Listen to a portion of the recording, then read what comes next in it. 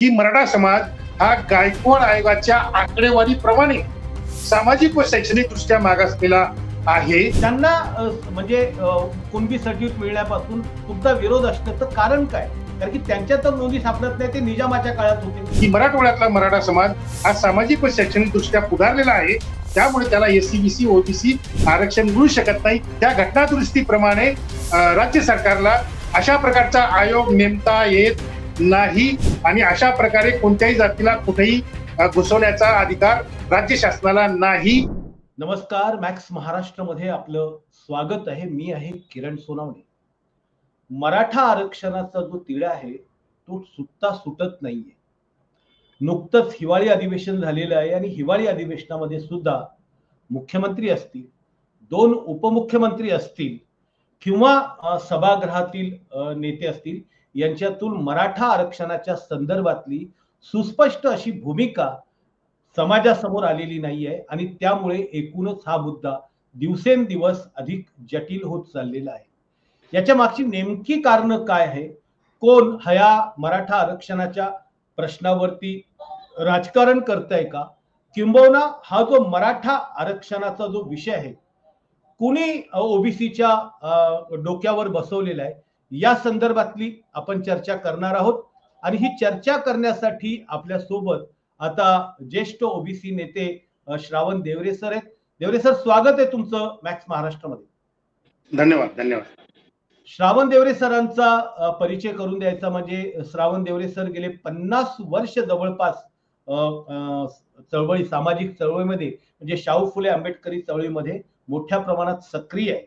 महात्मा फुलेंच्या संदर्भातल्या परीक्षा असतील किंवा संविधानासंदर्भातली जागृती असेल, अशा वेगवेगळ्या प्रश्नांवरती ते वारंवार आग्रहानं आणि अतिशय आवेशानं आपल्या विचारांची मांडणी करत असतात आणि त्यामुळे आपण त्यांना आज बोलवलेलं आहे. देवरे सर, नेमकं मला सांगा की हा मराठा आरक्षण जो हा विषय हा राजकीय स्टंटबाजी आहे की नेमकं खरोखरच सामाजिक प्रश्न आहे आणि मराठ्यांना आरक्षणाची गरज आहे?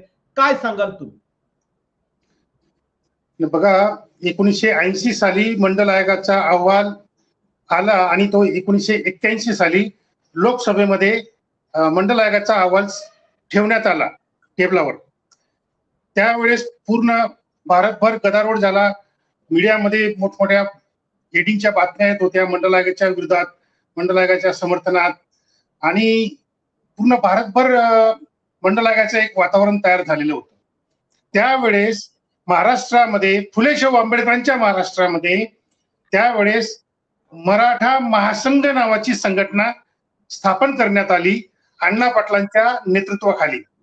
आणि अण्णा पाटलांनी मराठा महासंघाच्या बॅनर खाली पूर्ण महाराष्ट्रात प्रत्येक जिल्ह्यात जाऊन मंडल आयोगाच्या विरोधात आणि ओबीसी आरक्षणाच्या विरोधात सभा घेतल्या. त्यापैकी एक सभा धुळ्याला मराठा महासंघाने आयोजित केलेली होती आणि अण्णा पाटील स्वतः त्या सभेला अध्यक्ष म्हणून हजर होते. त्यावेळेस मी विद्यार्थी होतो आणि त्यावेळेस ही मराठा महासंघाची मंडल आयोगाच्या विरोधातली सभा, ओबीसी आरक्षणाच्या विरोधातली सभा उधळण्याचं काम धुळ्यामधल्या ज्या ओबीसी कार्यकर्त्यांनी केलं, त्याच्यामध्ये मी एक प्रमुख ओबीसी कार्यकर्ता होतो, विद्यार्थी कार्यकर्ता होतो. आणि माझ्या आयुष्यातील मंडल आयोगाची चळवळ ती मराठ्यांच्या सभा उधळण्यापासून सुरुवात झालेली आहे. आणि त्यानंतर 1993-94 पर्यंत मराठा समाज हा मंडल आयोगाच्या विरोधात होता, ओबीसी आरक्षणाच्या विरोधात होता.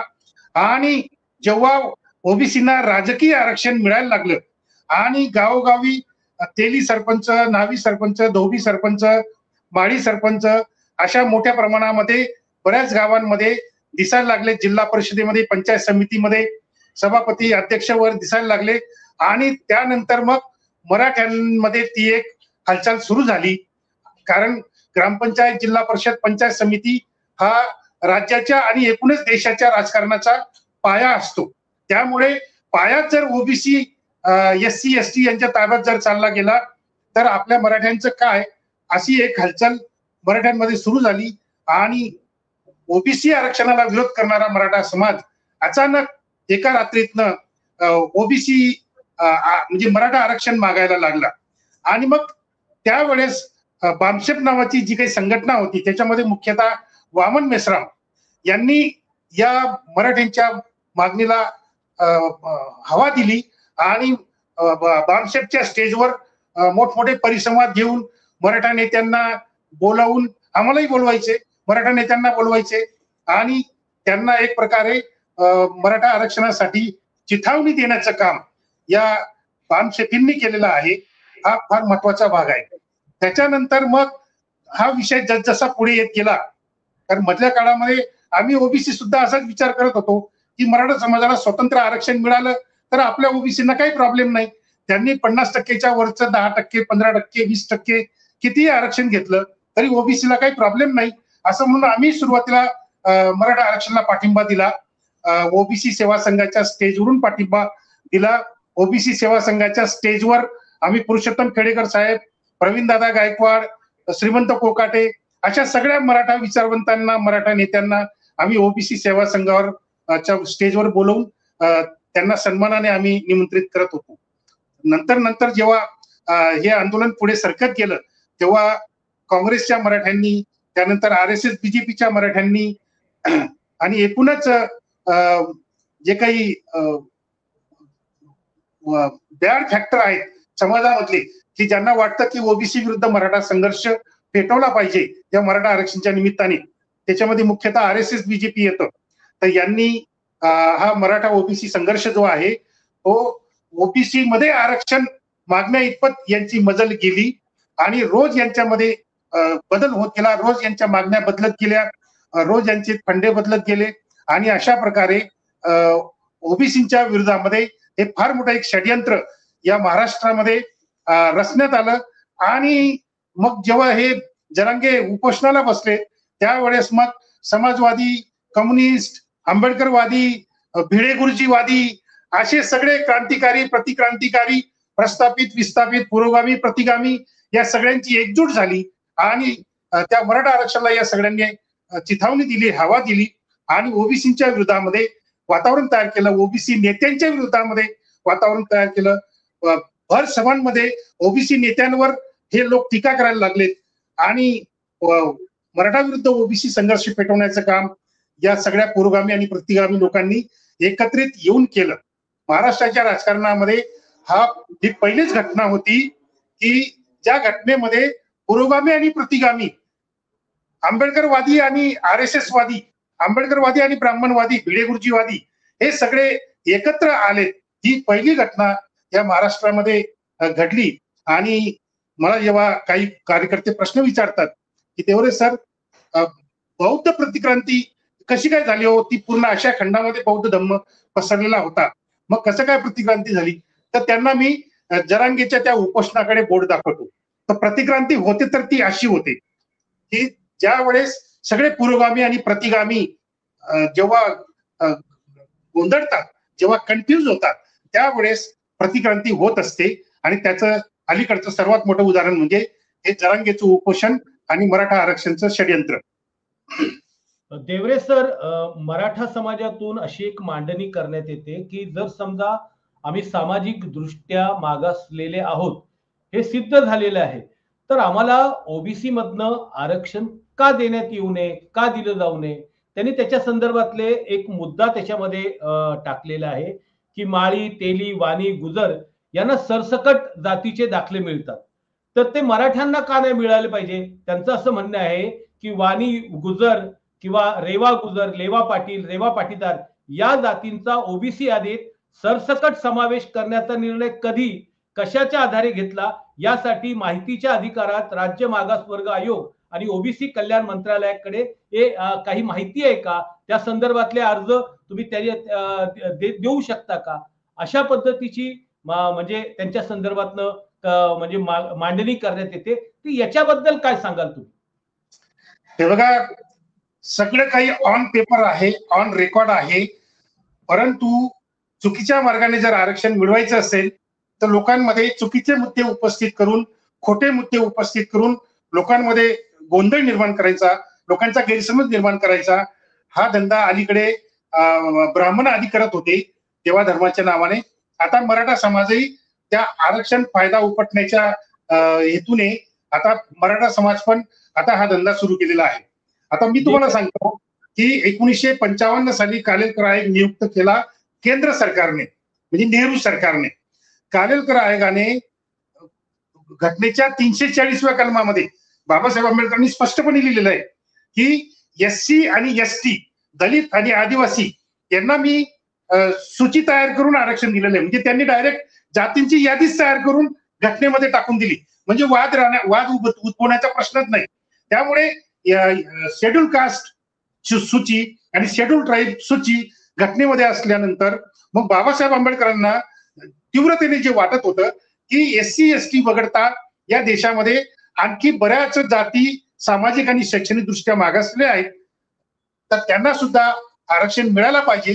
परंतु बाबासाहेबांजवळ वेळ नव्हता. नेहरू, गांधी, पटेल हे बाबासाहेबांच्या मागे लागलेले होते की बाबासाहेब आम्हाला थोडी राज्यघटना तयार करून द्या, तुमचे बाकीचे जे काही मुद्दे असतील ते नंतर आपण तुम्हाला कायदा मंत्री आम्ही करणार आहोत, त्यावेळेस मग तुम्ही हिंदू कोड बिलचा विचार करा, त्यावेळेस मग तुम्ही ओबीसीचा विचार करा, आम्ही त्यावेळेस तुम्हाला काही विरोध करणार नाही. तर अशा पद्धतीने बाबासाहेबांकडनं या गांधी, पटेल, नेहरूंनी घटना लिहून घेतली घाईगर्दीने. त्यामुळे बाबासाहेबांना वेळ नाही मिळाला.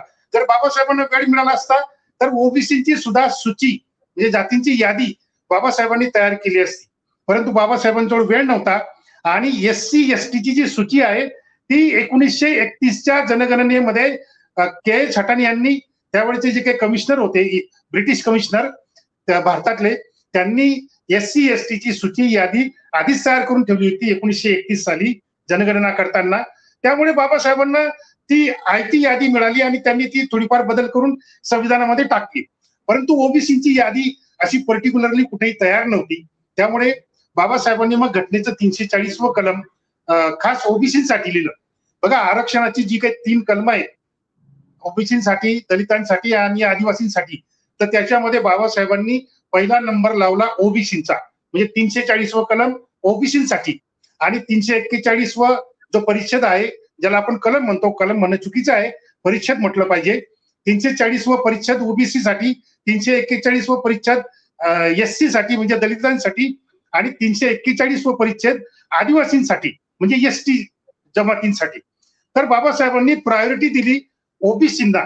घटनेचं 340वं जे काही परिच्छेद आहे तो ओबीसींसाठी आहे. त्याच्यामुळे स्पष्टपणे लिहिलेलं आहे की समाजामध्ये सामाजिक आणि शैक्षणिक दृष्ट्या मागासलेले वर्ग शोधून काढण्यासाठी शासनाने, केंद्र शासनाने राष्ट्रपतींच्या आदेशान्वये आयोग नेमावा तज्ञ लोकांचा, आणि तज्ञ लोकांच्या आयोगांनी मग संपूर्ण भारताचं सर्वेक्षण करून मागासलेल्या शैक्षणिक आणि सामाजिक दृष्ट्या मागासलेले वर्ग शोधून काढाव्यात. आणि त्याप्रमाणे मग 1955 साली नेहरू सरकार टाळाटाळ करत होतं आयोग नेमायचं. देवरे सर, हा इतिहास आपल्या सगळ्यांना जवळपास गेले अनेक दिवसांपासून, अनेक वर्षांपासून हा आरक्षणाचा मुद्दा चालू आहे. त्यामुळे बाबासाहेबांनी काय केलं हे सगळ्यांना माहिती आहे. आपण याच्यामध्ये स्पेसिफिक त्यांचे जे आरोप आहे त्या आरोपांच्या निमित्ताने त्यांनी एक आरोप असा केलाय की माळी व तेली जाती ज्या आहेत त्या 13 ऑक्टोबर 1967च्या मूळ यादीत समाविष्ट नव्हत्या आणि त्या अचानक घुशीच्या बिळातून या जातीय ओबीसी यादीत घुसडल्या आणि अनुक्रमांक 182 आणि 181 यावर सरसकट आरक्षण घेत आहे. दुसरा त्याने आरोप असा केलाय की वाणी जातीचं जे आरक्षण आहे ते 1989 ते 1996 सर्व निर्णय सदाशिव पांडुरंग महाडेश्वर प्रकरणात 2010 मध्ये मुंबई उच्च न्यायालयात रद्द केले होतं. क्रमांक 190 वर सरसकट आरक्षण घेत आहे. याचा मंडल यादीत समावेश नव्हता. राष्ट्रीय मागासवर्गीय आयोगाने आरक्षण नाकारलं होतं तरी ते आरक्षण घेत आहे. असंही त्यांचं मग मराठ्यांना का नाकारलं जात आहे असं हा जो प्रश्न आहे की हे कुठल्याही प्रकारे त्यांचं सर्वेक्षण झालं नाही, त्यांच्या संदर्भातलं नोंद नाही आहे, यादीमध्ये त्यांचं नाव नाही आहे आणि तरी ते आरक्षण घेत आहेत. मगाशी मी त्याच मुद्द्याकडे येत होतो, परंतु आपण मध्येच टोकल्यामुळे मी थांबलो. तोच मुद्दा मी पुढे घेतो. 1955 साली कालेलकर आयोगाने संपूर्ण भारतभर फिरून दलित, आदिवासी जाती जमाती वगळता बाकी सर्व जाती, त्याच्यामध्ये ब्राह्मण, मराठे, जाट, पटेल, रेड्डी, नावी, धोबी, सुतार, शिंपी, माळी, वाणी पासून तर सगळ्या जातींचं सर्वेक्षण काका कालेलकर आयोगाने केलं ते सगळे एक्सपर्ट होते, तज्ज्ञ होते, कोणी शिक्षण तज्ज्ञ होतं, कोणी अर्थतज्ञ होतं, कोणी समाजतज्ञ होतं. असे सगळ्या तज्ज्ञ एक्सपर्ट लोकांनी पूर्ण भारतभर सर्वेक्षण करून जी जातीची यादी तयार केली, ती जातीची यादी मग कालेलकर आयोगाने त्या अहवालामध्ये टाकून मग केंद्र सरकारला सादर केली. परंतु नेहरू सरकारने कालेलकर आयोग फेटाळला. परंतु नंतर जेव्हा ओबीसीमध्ये असंतोष वाढला आणि त्या असंतोषापोटी म्हणजे तुम्हाला माहिती आहे तामिळनाडूमध्ये स्वामी पेरियारांनी फार मोठं आंदोलन केलं होतं त्या काळामध्ये. त्या आंदोलनाला दबावात येऊन मग नेहरू सरकारने एक फतवा काढला की कालेलकर आयोग आम्ही स्वीकारला नसला तरी कालेलकर आयोगाच्या शिफारसी आणि कालेलकर आयोगाच्या अहवालाप्रमाणे राज्यांनी आपल्या स्तरावर ओबीसीसाठी मागासलेल्या वर्गांसाठी तरतूद करावी असं स्पष्टपणे पत्र नेहरू सरकारने प्रत्येक राज्याला दिलं आणि त्याप्रमाणे केंद्र सरकारच्या त्या पत्राप्रमाणे मग सगळ्या राज्य सरकारांनी कालेलकर आयोगाचा संदर्भ घेऊन त्यांच्या जातींची यादी घेऊन मग सगळ्या राज्य सरकारांनी आपापल्या राज्यामध्ये समित्या नेमल्या, आयोग नेमले. जसं आपल्या महाराष्ट्रामध्ये बीडी देशमुख आयोग नेमला आणि मग त्यांनी पुन्हा नवीन सर्वेक्षण केलं आणि पुन्हा कालेलकर आयोगाशी सांगड घालत त्यांच्या जाती वगैरे त्यांनी ज्या शोधून काढल्या होत्या कालेलकरांनी त्या जातींचं एक यादी तयार करून त्यांना सुरुवातीच्या काळामध्ये आधी भटक्या विमुक्तांना देण्यात आलं. नंतर मग सगळ्याच ओबीसी जातींना नंतर मग 1967 साली काही जाती त्याच्यामध्ये कालेलकर आयोगाच्या यादीप्रमाणे टाकण्यात आल्यात. आता त्याच्यामध्ये तेली माळी वगैरे या सगळ्या जाती ज्या आहेत या कालेलकर आयोगाच्या यादीमधून आलेल्या आहेत. कोणी अंदाजे टाकलेले नाहीत, कोणी घुसवलेल्या नाहीत, हे लक्षात घेतलं पाहिजे.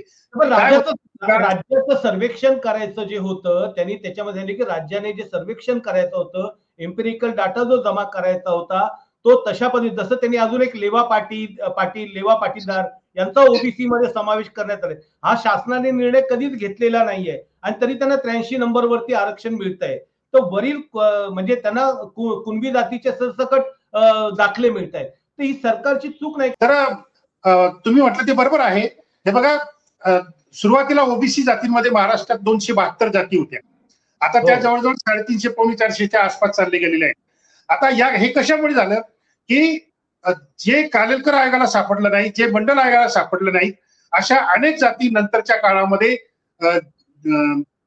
शैक्षणिक जागृतीमुळे त्या पुढे आल्यात आणि त्यांनी सांगितलं की आम्ही सुद्धा त्याच्यामध्ये भटक्याविमुक्त जाती सर्वात जास्त आहेत. या जाती अनेक कार्यकर्त्यांनी शोधल्या. म्हणजे मुंडे साहेबांनी काही कार्यकर्त्यांना कामाला लावलं होतं की बाबा रे अशा अनेक जाती खेड्यापाड्यामध्ये गावामध्ये जंगलामध्ये आहेत, भटकंती करणारे आहेत, त्यांची कुठेही नोंद नाही, ग्रामपंचायत मध्ये नोंद नाही, शासन दरबारी कुठे नोंद नाही, कारण त्यांची मुलं कधी शिक्षणाला गेली नाहीत, कधी ग्रामपंचायत निवडणुकीत त्यांनी सहभाग घेतला नाही, कारण त्यांचं कुठे कागदावर कुठे नावच नाही, मतदार यादीत नाव नाही, रेशन कार्ड नाही, घर नाही, झोपडी नाही, जंगलात फिरत असतात. अशा जाती अनेक मुंडे साहेबांनी स्पेशली काही कार्यकर्त्यांना सांगून, जसं की आमच्याकडे इकडे नाशिकला एक होते गायकवाड साहेब, पांडुरंग गायकवाड साहेब, यांनी सुद्धा फार मोठं काम केलेलं आहे. तर त्यांनी सुद्धा पूर्ण महाराष्ट्रभर भ्रमंती करून अगदी रानावनामध्ये फिरून जंगलात फिरून नव्या भटक्या जाती त्यांनी शोधून काढल्या आणि मुंडे साहेबांकडे ती यादी सादर केली आणि मुंडे साहेबांनी मग नंतर त्या जाती सर्वेक्षण करून, लक्षात घ्या नुसतं अंदाजेपंची नाही, त्यांचं सर्वेक्षण करून मग त्यांना NTD, NTBC वगैरे या जातींमध्ये नंतर टाकण्यात आलं. तर त्याचप्रमाणे काही ओबीसी मध्ये पण अनेक जाती टाकण्यात आल्यात. कारण बऱ्याच जाती होऊ शकतं, कारण शेवटी कालेलकर आयोग आणि मंडल आयोग ही शेवटी माणसंच होती, त्यांच्या हातून काही चुका होऊ शकतात. कालेलकर आयोगाच्या लिस्टमध्ये जेवढ्या जाती त्याच्यापेक्षा जास्त जाती मंडल आयोगाच्या यादीमध्ये आहेत. मंडल आयोगानंतरही अनेक जाती सापडल्यानंतर मग त्या एक एक करून त्यांचं सर्वेक्षण करून त्या ओबीसीच्या जातीमध्ये किंवा NTBGNTच्या यादीमध्ये टाकण्यात आलेले. देवरे सर त्यांचं हेच म्हणणं आहे की ज्यावेळेस समजा ह्या जाती फक्त एक अध्यादेश काढून त्याच्यामध्ये समाविष्ट करण्यात आलं, एम्पिरिकल डाटा वगैरे काही नाहीये, ज्या संदर्भात एम्पिरिकल अध्यादेश नाही. अध्यादेश नाही. हे बघा सर्वेक्षण करण्यात आलेलं आहे आणि रितसर सगळे जे काही कार्यकर आयोगाचे मंडल आयोगाचे जे निकष होते ते सगळे निकष वापरून त्यांचं सर्वेक्षण करून आणि मग त्या जाती समाविष्ट करण्यात आलेल्या आहेत। आणि मराठा समाजाचं सुद्धा प्रत्येक मागासवर्गीय आयोगाकडे आणि केंद्र सरकारच्या आयोगाकडे मराठा समाजाचं सुद्धा सर्वेक्षण झालेलं आहे। 8च्या 8 राज्य मागासवर्गीय आयोगांनी मराठा समाजाचं पण सर्वेक्षण केलेलं आहे आणि त्या सर्वेक्षणानुसार प्रत्येक वेळेस प्रत्येक आयोगाने सिद्ध केलं आकडेवारीनुसार की मराठा समाज हा सामाजिक शैक्षणिक दृष्ट्या पुढारलेला असल्यामुळे संविधानाच्या 340व्या परिच्छेदाप्रमाणे मराठा समाजाला SC-BCचं आरक्षण देता येत नाही, OBC आरक्षण देता येत नाही, हे स्पष्टपणे सगळ्या आयोगांनी सांगितलेलं आहे। नंतर सुप्रीम कोर्टाने 5 मे 2021 रोजी त्याच्यावर शिक्कामोर्तब पण केलेलं आहे आणि तरी सुद्धा हे लोक विनाकारण समाजामध्ये चुकीच्या अफवा पसरवतात, खोट्या गोष्टी पसरवतात, अनैतिक गोष्टी पसरवतात, कारण त्यांना खोट्या मार्गाने, चुकीच्या मार्गाने, चोर मार्गाने मराठा आरक्षण OBC मधून घ्यायचं आहे। त्यामुळे हा गोंधळ आपण निदान मीडियावाल्यांनी तरी अभ्यासपूर्ण रीतीने हा विषय हाताळला पाहिजे असं मला वाटतं।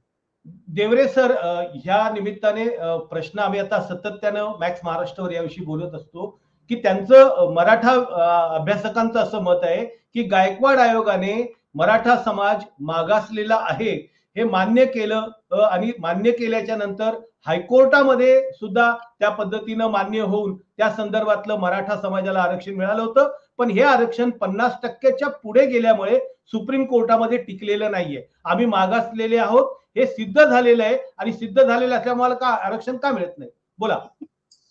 हे बघा, न्यायमूर्ती गायकवाड आयोग हा नावाला OBC आयोग होता, परंतु प्रत्यक्षात तो मराठा आयोग होता, लक्षात घ्या। कारण 2 सदस्य जर वगळले तर बाकीचे सगळे सदस्य हे मराठा पक्षपाती होते, मराठा जातीवादी होते आणि स्वतः न्यायमूर्ती गायकवाड हेच जातीवादी होते, आलं लक्षात। तेच मराठा पक्षपाती होते, मराठा जातीवादी होते।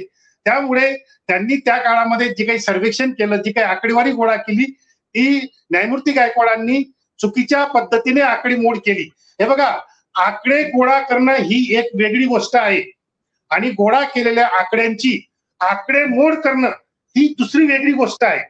त्यामुळे आकडे कितीही प्रामाणिक असले, आकडे कितीही चांगले असलेत, योग्य असलेत, तरी आकडेमोड करताना जर तुम्ही चुकीची पद्धत जर वापरली तर त्यामुळे चुकीचा अहवाल तयार होतो, चुकीचे निष्कर्ष निघतात आणि चुकीच्या शिफारसी गायकवाड आयोगाने त्या काळात केल्या। परंतु फडणवीसांना काही करून मराठा समाजाला आरक्षण द्यायचंच होतं, त्यामुळे तो चुकीचा न्यायमूर्ती गायकवाडांचा अहवाल फडणवीसांनी न वाचता स्वीकारला, कोणाला वाचायला पण दिला नाही। त्या काळामध्ये अनेकांनी माहितीच्या अधिकाराखाली गायकवाड आयोगाचा अहवाल मागितला अभ्यासासाठी। यांनी खुद्द माननीय शरद पवार साहेबांनी सुद्धा बैठकीत आम्हाला सांगितलं, त्यांनी खास OBCची बैठक त्या काळामध्ये बोलवली होती यशवंतराव चव्हाण प्रतिष्ठानमध्ये आणि आम्ही सगळे OBC त्यांच्याशी चर्चा करायला गेलो होतो। त्यावेळेस स्वतः खुद्द शरद पवार साहेब पण बोलले, अहो म्हणाले मी माहितीच्या अधिकाराखाली मी मागितलेला आहे, सचिवालयामध्ये अर्ज केलेला आहे, परंतु ते मला सुद्धा गायकवाड आयोगाचा अहवाल देत नाही। याच्यावरून तुम्ही कल्पना करा की न्यायमूर्ती गायकवाडाच्या आयोगाच्या अहवालामध्ये काय काय गुपित दडलेलं होतं। बरं, यांनी कारण काय द्यायचं, म्हणजे आम्ही गायकवाड आयोगाचा अहवाल देऊ शकत नाही, कारण की, लक्षात घ्या, कारण की काय लिहिलं त्यांनी, कारण की गायकवाड आयोगाचा अहवाल जर बाहेर आला तर तो स्फोटक आहे आणि त्याच्यातून दंगली माजू शकतात, असं कारण या फडणवीस सरकारने त्या काळी दिलं आणि हायकोर्टाला सुद्धा हा गायकवाड आयोगाचा अहवाल सादर केला नाही, त्याच्यातले फक्त तुकडे सादर केलेत। परंतु हायकोर्टाने तर ते मान्य करून घेतलं, कारण राज्य स्तरावर जे काही सगळे हायकोर्ट आहेत ते राज्य सरकारच्या दबावाखाली असतात। त्यामुळे त्यांनी हायकोर्टाने आयोगाचा अहवाल न वाचताच त्यांनी ते आरक्षण मंजूर केलं, वैध केलं आणि नंतर मग ते प्रकरण सुप्रीम कोर्टात आलं। सुप्रीम कोर्टामध्ये न्यायमूर्ती गायकवाड आयोगाने अहवालामध्ये जी आकडेमोड केली होती बदमाशी करून, तर न्यायमूर्ती गायकवाडांची बदमाशी सुप्रीम कोर्टाने पकडली, कारण हायकोर्टाला ते करायचंच नव्हतं म्हणून आरक्षण देऊन टाकलं हायकोर्टाने राज्य सरकारच्या दबावाखाली। पण सुप्रीम कोर्ट कसं काय तुमच्या दबावाखाली येईल? म्हणून सुप्रीम कोर्टाने त्या काळामध्ये त्या आयोगाच्या अहवालातली आकडेमोड तपासली, ती तद्दन चुकीची आकडेमोड होती आणि प्रत्यक्ष न्यायमूर्तींनी सुप्रीम कोर्टाच्या न्यायमूर्तींनी आकडेमोड करून सिद्ध केलं की मराठा समाज हा गायकवाड आयोगाच्या आकडेवारीप्रमाणे सामाजिक व शैक्षणिक दृष्ट्या मागासलेला आहे. परंतु गायकवाडांनी चुकीची आकडेमोड करून जो चुकीचा निष्कर्ष काढलाय मराठा समाज मागासलेला असल्याचा, तो चुकीचा निष्कर्ष आहे. त्यामुळे सुप्रीम कोर्टाने स्पष्टपणे सांगितलं की पहिलं कारण मराठा आरक्षण नाकारण्याचं सुप्रीम कोर्टाने सांगितलं. मराठा समाज हा सामाजिक व शैक्षणिक दृष्ट्या पुढारलेला असल्यामुळे मराठा समाजाला एससी बीसीचं ओबीसीचं आरक्षण देता येत नाही, हे पहिलं कारण.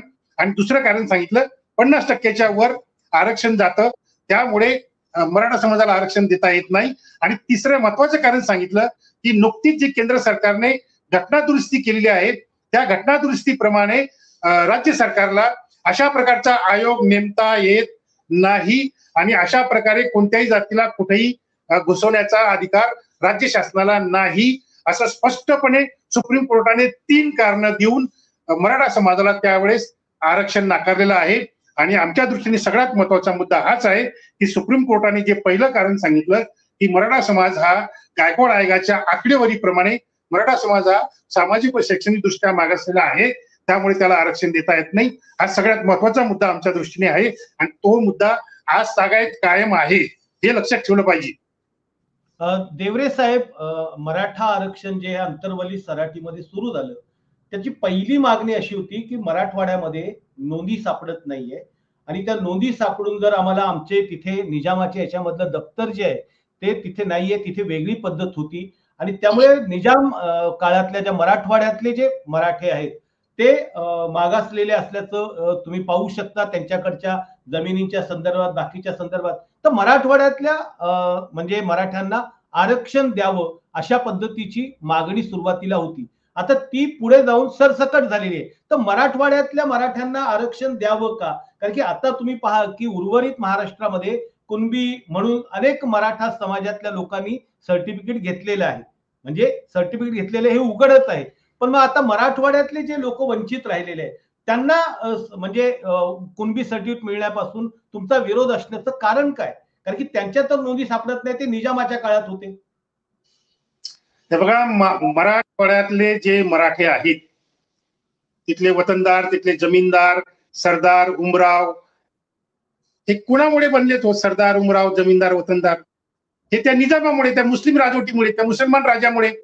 तिथं काही छत्रपती शिवाजींचं राज्य नव्हतं. छत्रपती शिवाजी राजांचा सगळ्यात मोठा शत्रू निजाम होता आणि हे सगळे मराठे शिवाजी महाराजांचे शत्रू असलेल्या निजामाची सेवा करत होते, चाकरी करत होते. आणि त्या निजाम कडून त्या मुसलमान राजाकडून छत्रपती शिवाजीच्या विरोधात जाऊन निजामाकडून या तिथल्या मराठ्यांनी वतनं मिळवली, जमिनी मिळवल्या, सरदारकी मिळवली, पाटीलकी मिळवली आणि गब्बर झाले ते सगळे. आणि यांचा सामाजिक आणि शैक्षणिक दर्जा त्याच्यामुळे उंचावला. त्यामुळे ते त्यांना आरक्षण मिळू शकत नाही आताच्या काळामध्ये. कारण यांचा सामाजिक दर्जा जर विशिष्ट परिस्थितीमध्ये जर वाढला असेल तर कुठलंही आरक्षण हे आत्ताच्या चालू घडामोडीवर आधारित दिलं जातं, मागच्या घडामोडीच्या आधारावर नाही. त्यामुळे जे काही सर्वेक्षण कालेलकर आयोगाने केलं, मंडल आयोगाने केलं, नंतर 10 राज्य मागासवर्गीय आयोगांनी केलं, ते सर्वेक्षण आत्ताच्या काळामध्ये त्यांनी केलं. आणि आत्ताच्या काळात सुद्धा सर्वेक्षण केल्यानंतर हे सिद्ध होतं की मराठवाड्यातला मराठा समाज हा सामाजिक व शैक्षणिक दृष्ट्या पुढारलेला आहे, त्यामुळे त्याला एससी बीसी ओबीसी आरक्षण मिळू शकत नाही. हे एवढं स्पष्ट असताना पुन्हा ते आणखी कुणबी नोंदी शोधा वगैरे वगैरे हे सगळं खोटं आहे. मला सांगा, 75 वर्षापासून इथं महाराष्ट्रामध्ये मराठ्यांचं राज्य आहे, मराठ्यांचा मुख्यमंत्री आहे, तेव्हा यांना कुणबी नोंदी सापडल्या नाहीत. आणि आता अचानक कुणबी एका रात्रीत कसं काय अचानक कुणबी नोंदी सापडायला लागल्यात? हे सगळं खोटं आहे, गोंधळ घालतायत विनाकारण. तिथं निजामाच्या काळात कुठलाही कागद सापडला तिथं मराठा लिहिलं असेल तर मराठ्याच्या मागे कू लिहून घ्यायचं किंवा मराठ्याच्या पुढे कू लिहून घ्यायचं आणि कू मराठा म्हणजे कुणबी मराठा. हे काय नाटक चाललेलं आहे सगळं आणि गोंधळ चाललेला आहे सगळं. खोटं नाटक करून काहीतरी चोर मार्गाने आरक्षण मिळवायचा असा धंदा एकंदरीत यांनी सुरू केलेला आहे. कारण लोकशाही मार्गाने, संविधानिक मार्गाने जर मिळत नसेल तर चोऱ्या करा, दरोडे घाला आणि गुंडगिरी करा, रानटीपणा करा, घरं जाळा, तोडफोड करा, मारामारी करा. हे सगळे आता हे नवीन धंदे सुरू झालेले आहेत. आता त्याला आपण आता काय करणार? लोकशाही पुढे आपण तर लोकशाहीवादी असल्यामुळे ओबीसी समाजाने अजून बी एकही दगड हातात घेतलेला नाही, लक्षात घ्या. ओबीसी समाजाने लोकशाही पद्धतीने सभा संमेलन घेऊन आजही ओबीसी समाज लोकशाही पद्धतीने या सगळ्या रानटीपणाला, या क्रूर हिंसाचाराला तोंड देतोय, उत्तर देतोय आणि एकटा ओबीसीच देतोय, एकटा ओबीसीच लढतो आहे, लक्षात घ्या. बाकी सगळे जनांगीला जाऊन भेटलेले आहेत, बाकी सगळे मराठीच्या बाजूला गेलेले आहेत स्वार्थासाठी. याच्यामध्ये देवरे साहेब सगळे अशी मांडणी करतायत किंवा ओबीसी मधनं सुद्धा अनेक नेते जे ते मांडणी करतायत की मराठा म्हणजे कुणबी, मराठा म्हणजे. मला तर येतोय तुमचा आवाज, मला आवाज येतोय तुमचा आवाज. बोला बोला बोला. मला आवाज येतोय. आता हा, तर माझं काय म्हणणं आहे की आता ज्या पद्धतीने मांडणी होते की सगळेच इतिहासकार अनेक लोक सांगतायत की मराठा म्हणजे कुणबी, कुणबी म्हणजे मराठा. जर मग आम्ही मराठा कुणबी म्हणजे कुणबी असू तर आम्हाला कुणबी याच्यातनं ओबीसी मधनं आरक्षण देण्याला विरोध करण्याचं कारण काय, असेही जी मांडणी होते त्याच्याबद्दल काय म्हणाल? नाही, हे बघा, सगळ्या आयोगांनी मराठा आणि कुणबी वेगवेगळे केलेले आहेत आणि अनेक वेळा ते न्यायालयात पण सिद्ध झालेलं आहे. आयोगांनी पण ते सिद्ध केलं आहे. मराठा आणि कुणबी या दोन वेगळ्या जाती आहेत आणि महाराष्ट्रातल्या सगळ्या कुणबी संघटना, महाराष्ट्रातले सगळे कुणबी नेते, महाराष्ट्रातले सगळे कुणबी कार्यकर्ते हे सगळे एका सुरात सांगतायत की मराठा आणि कुणबी या दोन वेगळ्या जाती आहेत, आमच्यात रोटीबिटी व्यवहार होत नाही आणि ते आम्हाला हलके समजतात, शूद्र समजतात, नीच समजतात.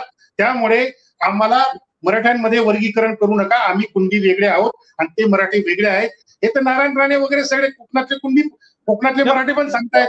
आता एवढं सगळं स्पष्ट असताना मुद्दा मराठा समाजामध्ये अनेक कुणबी लोकांशी विवाह झाल्याची शेकडो उदाहरणं आहेत ना, मराठा कुणबी विवाह झाल्याचे. ते पण नाटक सांगतो मी. जेव्हा ओबीसींना राजकीय आरक्षण मिळायला लागलं आणि ओबीसी वार्ड राखीव व्हायला लागले, त्या ओबीसी वार्डांमध्ये मग ते सरपंचाचा असो, जिल्हा परिषद पंचायत समितीचा असो, तिथे मराठ्यांना उभं राहता येत नव्हतं. म्हणून मग यांनी एक नवीन चाल शोधून काढली, नवीन षडयंत्र शोधून काढलं की कुणबी मुलीशी लग्न करा, म्हणजे हुंडा नाही मिळाला तरी चालेल, फक्त त्या मुलीजवळ कुणबी प्रमाणपत्र पाहिजे. मग हे लगेच त्या मुलीशी लग्न करणार, ती मुलगी घरात आणणार आणि मग ती आमची सून आहे असं सांगून मग बाकीचे लोक त्याच्यावरून कुणबी प्रमाणपत्र मुलांसाठी काढणार, त्या बाईला उभी करणार त्या वार्डामध्ये, राखीव वार्डामध्ये. आणि अशा प्रकारे सत्ता आपल्याच घरात राहील, मराठा जातीच्या हातातच सत्ता राहील. याच्यासाठी त्यांनी अलीकडे बऱ्यापैकी प्रमाणामध्ये मराठा कुणबी हा आंतरजातीय विवाह त्यांनी केलेला आहे. आता वास्तविक बाबासाहेबांनी सांगितलं होतं की जाती व्यवस्था जर नष्ट करायची असेल तर सगळ्यात मोठा जालीम उपाय म्हणजे आंतरजातीय विवाह करणे. परंतु मराठ्यांनी आंतरजातीय विवाह याच्यासाठी केला की आपला मराठा जात वर्चस्व टिकलं पाहिजे, आपल्या मराठ्यांचं जातीवादी राजकारण टिकलं पाहिजे, याच्यासाठी ते आंतरजातीय विवाह करतायत. तर हे बाबासाहेबांचं तत्वज्ञान कसं नेमकं त्यांनी उलट केलं आणि आपली जाती व्यवस्था टिकवण्यासाठी आंतरजातीय विवाह ते करतायत. त्यामुळे त्यांच्या या मराठा कुणबी विवाहाला सामाजिक मान्यता मिळू शकत नाही, जनतेची मान्यता मिळू शकत नाही, कारण तो एका षडयंत्राचा भाग आहे, त्याच्यामध्ये कुठलीही प्रामाणिक भूमिका नाही. चला बाबा प्रेम विवाह आहे किंवा देवरे सर, पण मराठा आरक्षणाची जी मागणी करतायत त्यांचं तर स्पष्ट म्हणणं आहे की आम्हाला नोकरी आणि शिक्षणापुरतं आरक्षण द्या, राजकीय आरक्षण नको हवंय मला. असं करता येत नाही.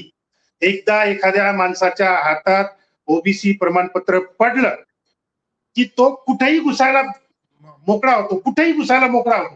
सामाजिक मध्ये, शैक्षणिक मध्ये, राजकारणामध्ये, अगदी एनटीडी मध्ये, एनटीसी मध्ये सगळीकडे घुसायला तो मोकळा होतो. असं बंधन टाकता येत नाही की शिक्षणाचंच द्या, नोकऱ्याचंच द्या, राजकारणात देऊ नका, असं करता येत नाही. घटनेची त्याला मान्यता नाही आणि असं होऊच शकत नाही, लक्षात घ्या. आणि हे मराठ्यांना पण माहिती आहे.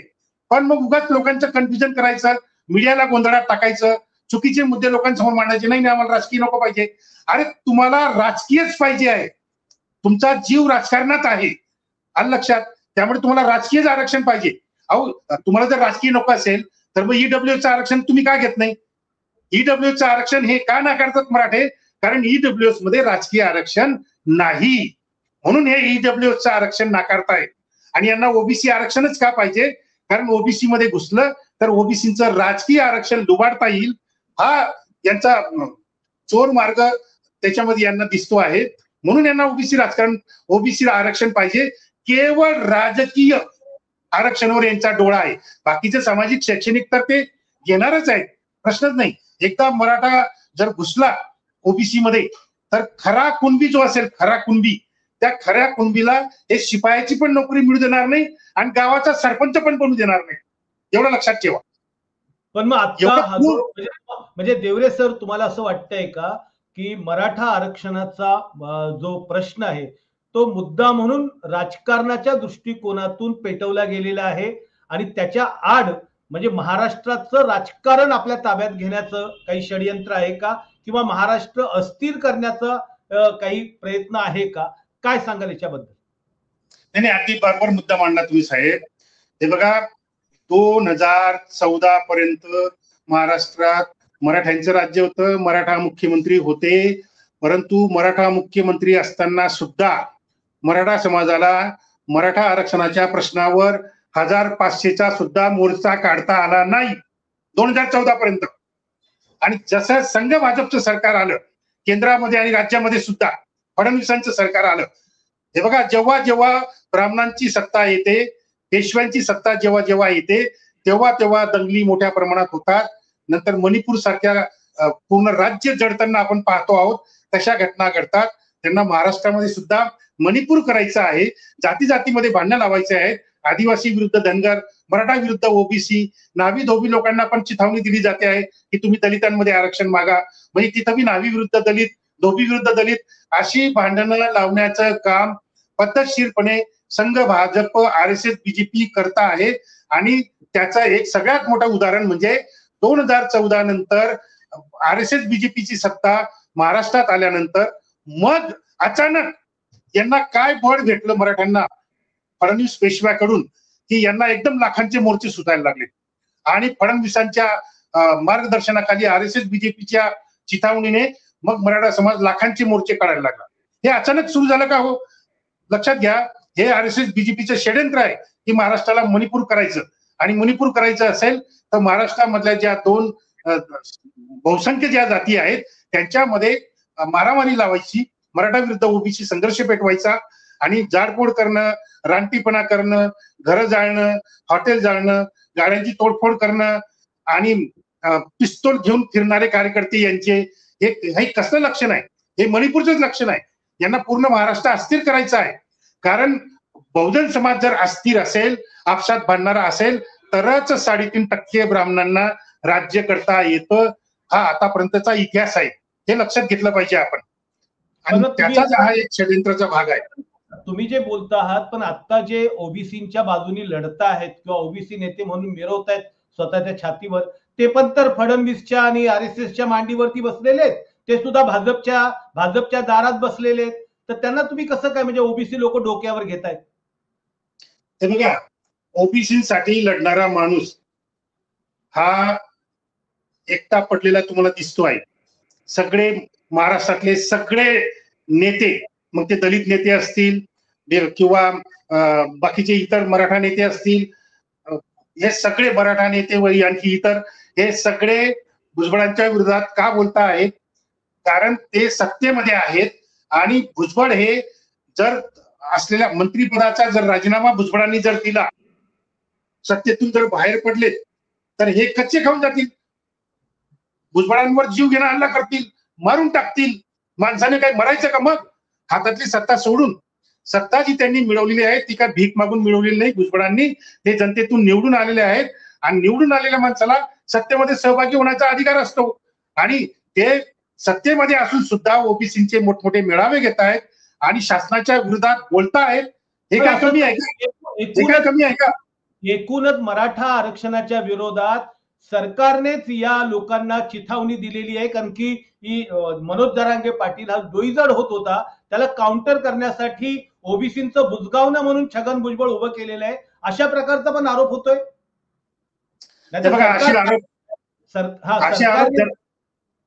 बोला, असे आरोप जरांगेच्याही बाबतीत होतात. कारण हे सगळ्यांना दिसतंय की जरांगेचं जे भूत उभं केलेलं आहे ते फडणवीसांनीच उभं केलेलं आहे. हे बघा, फडणवीसांनी जर जरांगेच्या उपोषणावर जर लाठीमार केला नसता तर जरांगे कोणाला माहितीही नव्हता. म्हणजे त्या अंतरवाली सराठी गावाच्या बाहेर कोणाला जर विचारलं की बाबा रे कोणी इथं उपोषणाला बसलंय का आजूबाजूच्या गावांमध्ये, तर लोक सांगायचे नाही नाही कोणीच उपोषणाला बसलं नाही. म्हणजे बाजूच्या गावांना सुद्धा माहित नव्हतं जरांगे कोण, जरांगेचं उपोषण काय हे कोणालाच माहित नव्हतं. परंतु फडणवीसांनी ते षडयंत्र केलं.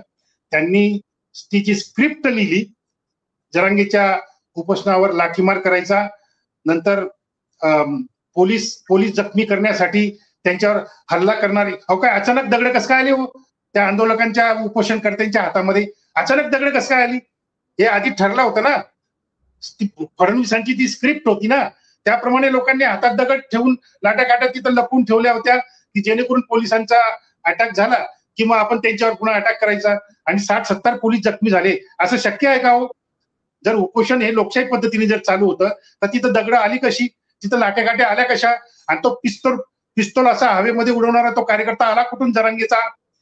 हे सगळं पूर्व स्क्रिप्ट नुसार ठरलेलं आहे आणि स्क्रिप्ट फडणवीसांनी लिहिलेली आहे. त्यामुळे देवरे सर, याचा अर्थ असा आहे का की ओबीसी नेत्यांना पण आणि मराठा नेत्यांना पण एकटे फडणवीस चालवतायत, फडणवीसांच्या हातामध्ये हे सगळे दोरे आहेत आणि ह्या कटपुटली बावल्यासारखं नाचतायत आणि ओबीसी जरांगे शासनाच्या विरोधात एक शब्दही बोलत नाहीये. तो शासनाकडे मागण्या मांडतो, दररोज नवीन नवीन मागणी मांडतो. लगेच शिंदे साहेब मुख्यमंत्री म्हणून ते ओंजळीमध्ये त्याचं बोललेलं झेलतात, लगेच आदेश काढतात, GR काढतात, अंमलबजावणी सुरू होऊन जाते. त्यामुळे जरांगे शासनाच्या विरोधात एक शब्द बोलत नाही, कारण शासनानेच म्हणजे फडणवीसांनीच शासनातर्फे त्याला उभं केलेलं आहे जरांगेला. परंतु भुजबळ साहेब प्रत्येक सभेमध्ये शासनाच्या विरोधात बोलत आहेत. आता शासनाच्या विरोधात बोलणाऱ्या माणसाला शासन कसं काय मदत करेल हो? अजिबात मदत नाहीये.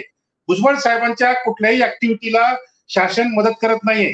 तिकडे जरांगीची सभा असली की कलेक्टर आदेश काढतो, शाळांना सुटी, कॉलेजला सुटी, याला सुटी, त्याला सुटी, मजा करा जरांगीच्या सभेच्या नावाने, आणि जा तिथं जरांगीच्या सभेला गर्दी करायला, असं स्वतः कलेक्टरच आदेश काढतो.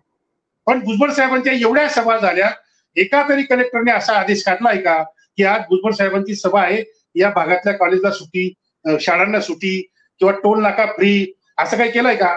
आणि जे लोक जमिनी देतात जरांगेच्या सभेला, त्या शेतकऱ्यांना शासनातर्फे 30 लाख, 40 लाख, 50 लाख रुपये भरपाई मिळते. मला सांगा, भुजबळांच्या सभेला सुद्धा लोक जमिनी देतात, त्यांना अजूनपर्यंत एक पैसा सुद्धा महाराष्ट्र शासनाने दिलेला नाही. त्यामुळे महाराष्ट्र शासनाच्या विरोधात भुजबळ साहेब ओबीसीचं काम करतायत, ओबीसी चळवळीचं काम करतायत आणि ओबीसीचं आरक्षण वाचवण्यासाठी प्रयत्न करतायत. आणि जे शासन ओबीसीचं आरक्षण नष्ट करायला निघालेले आहेत मराठा आरक्षणच्या नावाखाली, त्याच्या विरोधात भुजबळ साहेब लढतायत. म्हणजे भुजबळ साहेब शासनाच्या विरोधात लढतायत, ही गोष्ट आपण लक्षात ठेवली पाहिजे. आणि मंत्रिपदावर राहून लढतायत, ही पण एक फार विशेष गोष्ट आहे. नाहीतर अन्यथा बाकीच्या लोकांनी तोंडाला बूस्ट लावून घेतलेलं आहे. नुसतं आमदार झाला तरी तोंडाला बूस्ट लावून घेतो आपला माणूस. पण भुजबळ साहेब मंत्रीपद मिळाल्यावरही आपलं तोंड उघडतात, शासनाच्या विरोधात बोलतात आणि ओबीसी आरक्षण वाचवण्यासाठी आक्रोश करतात. हे तुम्हाला वैशिष्ट्य दिसत नाही का भुजबळ साहेबांचं? देवरे सर, जर समजा तुम्ही बोलतायत की जरांगे पाटलांच्या सभेला जे शेतकरी पैसे म्हणजे जमीन देतात त्याला सरकार 20-20, 30-30 लाख रुपये नुकसान भरपाई देतं, याचे काय पुरावे आहेत? पुरावे काय सांगायचे? म्हणजे तुम्ही आता मीडियामध्ये आहे तर मी तुम्हाला काय पुरावा द्यायचा? अहो, बातम्या आलेल्या आहेत, सगळ्या न्यूजपेपरमध्ये पहिल्या पानावर बातम्या आलेल्या आहेत. 35 लाख रुपये दिलेत शिंदेंनी. आता हे छापून आलेल्या बातम्या आहेत, तुम्हीच मीडियावाल्यांनी केलेल्या बातम्या आहेत आणि तुम्हीच मला विचारतात की याला काय पुरावे? म्हणजे हे तर फारच उलट झालं. आपला शो पाहणाऱ्या लोकांना त्याचा खुलासा झाला पाहिजे म्हणून मी तुम्हाला प्रश्न हा विचारलाय. दुसरा एक प्रश्न त्याच्यामधून एक येतोय की आता तुम्ही ओबीसी आणि मराठा विरुद्ध आरक्षणाचं आंदोलन चालूच आहे. पुढे ओबीसीचं काय नेमकं आता म्हणजे भूमिका असणार आहे? कारण म्हणजे जरांगे पाटील तर त्यांच्या भूमिकेवरती ठाम आहेत, तर ओबीसी काय करणार याच्या पुढे? हे बघा, ओबीसी समाज हा कष्टकरी, उत्पादक, व्यावसायिक असलेला समाज आहे. लक्षात घ्या, पहिला मुद्दा लक्षात घ्या.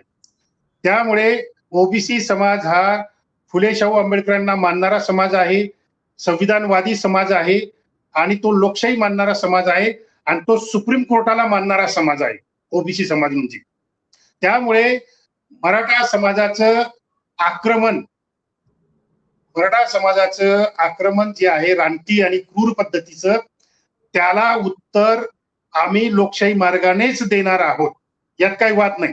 आणि आतापर्यंत लोकशाही मार्गानेच आम्ही सभा संमेलन घेऊन त्या मराठा आरक्षणाला उत्तर देतो आहे. त्यांच्या सगळ्या प्रश्नांना आम्ही उत्तर देतोय. भुजबळ साहेब उत्तर देत आहेत. मी रोज एक आर्टिकल याच्यावर लिहित असतो, लोकांचं प्रबोधन करत असतो. व्हॉट्सअपवर, फेसबुकवर तुम्ही माझं बघत असाल. त्यामुळे लेखणी चालवून आणि आपली वक्तृत्व चालवून आम्ही लोकशाही मार्गाने मराठा आरक्षणच्या त्या आक्रमणाला आम्ही विरोध करतो आहोत. आता सर्वात मोठी गोष्ट सांगतो तुम्हाला, आम्ही लोकशाहीमध्ये कुठल्याही गोष्टीला जर तुम्हाला विरोध करायचा असेल तर बाबासाहेब आंबेडकरांनी सगळ्यात मोठं हत्यार दिलंय आपल्या हातामध्ये, मत देण्याचं. मताधिकार आपल्याला दिलेला आहे. 2024 ला जे इलेक्शन होणार आहे, लोकसभा आणि विधानसभा, आम्ही पूर्ण महाराष्ट्रात फिरून ओबीसी राजकीय आघाडी नावाचा राजकीय पक्ष आम्ही स्थापन केलेला आहे. आणि ओबीसी राजकीय आघाडीतर्फे आम्ही 288 जागा आम्ही विधानसभेच्या लढणार आहोत आणि 48 लोकसभेच्या जागा आम्ही लढवणार आहोत. आणि आमचा अजेंडा एकच, आम्ही फक्त 2च गोष्टी लोकांसमोर मांडणार आहोत. आमचा एक जरी आमदार निवडून आला तरी तो विधानसभेमध्ये पहिल्याच अधिवेशनात, पहिल्याच आठवड्यात जातनिहाय जनगणना करण्याचा कायदा करण्यासाठी आमचा ओबीसी राजकीय आघाडीचा आमदार विधेयक मांडेल, लक्षात घ्या. आणि दुसरं विधेयक दुसऱ्या आठवड्यात मांडेल. 2004 पासून कुणबी मराठा, मराठा कुणबी मराठा अशा वेगवेगळ्या खोट्या जातीच्या नावाने जी काही खोटी सर्टिफिकेट दिली गेलेली आहेत, कुणबी म्हणून किंवा ओबीसी म्हणून, ती 2004 सालापासून तर आज तागायतपर्यंत सगळी सर्टिफिकेट रद्द करण्याचा कायदा करण्यासाठी तो आमचा ओबीसी राजकीय आघाडीचा आमदार विधानसभेत विधेयक मांडेल. या 2 गोष्टींवर आम्ही 2024च्या लोकसभा आणि विधानसभा निवडणुका लढवणार आहोत. विधानसभेमध्ये जे आमदार किंवा जे खासदार या विधेयकांना विरोध करतील, म्हणजे जात न्याय जनगणनेच्या विधेयकाला विरोध करतील किंवा खोटं कुणबी सर्टिफिकेट रद्द करायला विरोध करतील, त्या सगळ्या आमदारांच्या मतदारसंघात जाऊन आम्ही तिथं सभा घेऊन जाहीर करणार की हा जो तुमचा मतदारसंघातला जो आमदार आहे, याने जात न्याय जनगणनेला विरोध केलेला आहे, याने खोटं कुणबी सर्टिफिकेट रद्द करायला विरोध केलेला आहे, हा ओबीसीचा शत्रू असलेला आमदार आहे, याला पुढच्या निवडणुकीत आडवा करा, असा प्रचार आम्ही त्या मतदारसंघात जाऊन करणार आहोत. आणि ओबीसी 52% असल्यामुळे तुम्हाला माहित आहे की 52% ओबीसीने जर ठरवलं तर ते कुठल्याही आमदाराला, कुठल्याही खासदाराला आडवा पाडू शकतात, चिटपट करू शकतात, अगदी निश्चित. धन्यवाद. तर हा आमचा लोकशाही मार्ग आहे. धन्यवाद देवरे सर, तुम्ही मॅक्स महाराष्ट्रशी या महत्वाच्या विषयावरती संवाद साधला. हे होते श्रावण देवरे, ओबीसी, ज्येष्ठ ओबीसी नेते, की ज्यांना आपण ज्या काही सगळ्या समाजांमध्ये आता वेगवेगळ्या प्रकारचे प्रश्न उपस्थित झाले आहेत किंवा जी मांडणी प्रश्नांची केली जाते, ते सर्वच्या सर्व प्रश्न आपण त्यांना विचारलेले आहेत. तुम्ही त्यांची उत्तरं ऐकलेली आहेत. तुम्हाला नेमकं त्या संदर्भात काय वाटतं, तुम्ही नक्की कमेंट बॉक्समध्ये लिहा आणि पाहत राहा मॅक्स महाराष्ट्र, आवाज महाराष्ट्राचा. धन्यवाद.